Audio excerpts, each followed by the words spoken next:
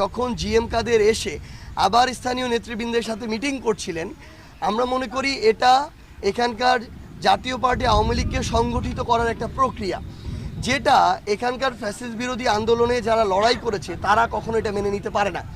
সেটা এনসিপি হোক, আমাদের বিএনপি হোক, জামায়াত হোক বা অন্য যে কোনো আমাদের সহযোদ্ধারা হোক, তারা কখনো মেনে নিতে পারে না।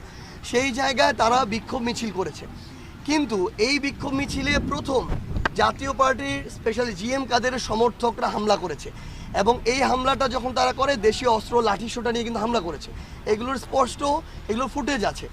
সো সেই জায়গা থেকে পরবর্তীতে তাদেরই কেউ নিজেদেরকে সেভ করার জন্য জিএম কাদেরের বাসায় হামলা করেছে কিনা, নাকি অন্য কেউ করেছে, এই বিষয়টি আমরা মনে করি যে তদন্ত সাপেক্ষ হতে পারে।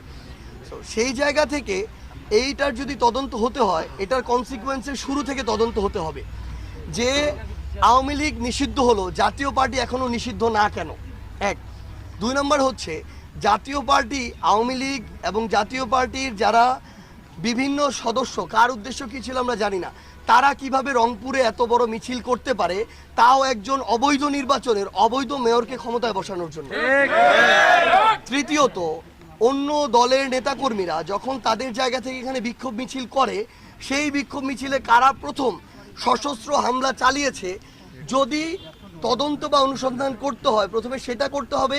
মামলা হলে প্রথম তাদের বিরুদ্ধে হবে, গ্রেপ্তার করলে প্রথম তাদেরকে গ্রেপ্তার করবে।